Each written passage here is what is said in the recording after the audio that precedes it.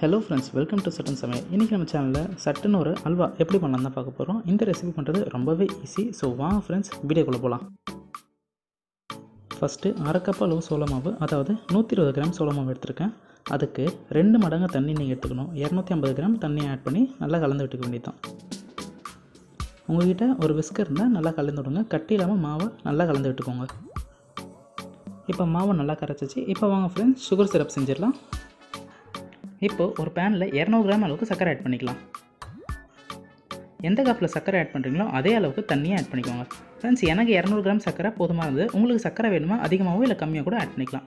சர்க்கரை ஒரு கம்பி பதம் வரணும் அவசியம் இல்லை, நல்லா கரைஞ்சாலே போதும்.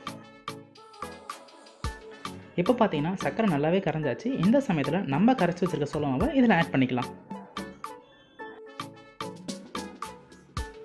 அடுப்பை மீடியம் ஃப்ளேமில் வச்சுக்கோங்க. வச்சுக்கிட்டு சோள மாவு கட்டி இல்லாத மாதிரி நல்லா கலந்து விட்டுக்கோங்க. இப்போ ஒரு 1/4 டீஸ்பூன் பாதாம் எசன்ஸ் ஆட் பண்ணிக்கிறேன்.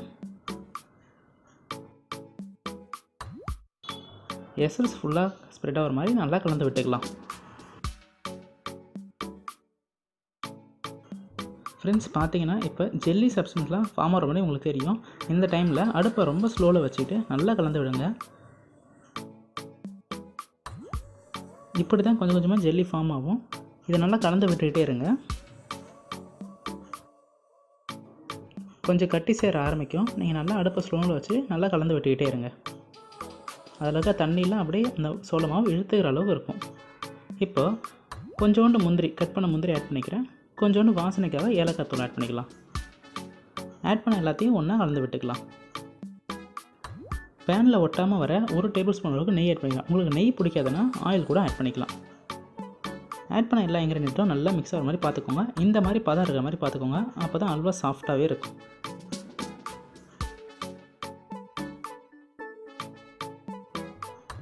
ஃப்ரெண்ட்ஸ், நான் ஒரு பிளாஸ்டிக் கண்டெய்னரில் நெய் தடவி வச்சுருக்கேன். இப்போ நம்ம செஞ்சு வச்சுருக்க அல்வாவை இதில் ட்ரான்ஸ்ஃபர் பண்ணிக்கலாம்.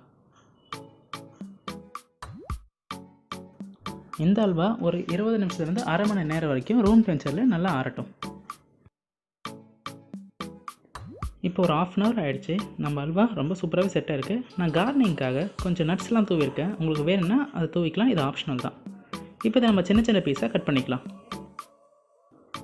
ஃப்ரெண்ட்ஸ், பார்த்தீங்கன்னா நம்மளோட அல்வா ரொம்ப சாஃப்டாகவும் ஸ்வீட்டாகவும் சூப்பராக ரெடியாக இருக்குது.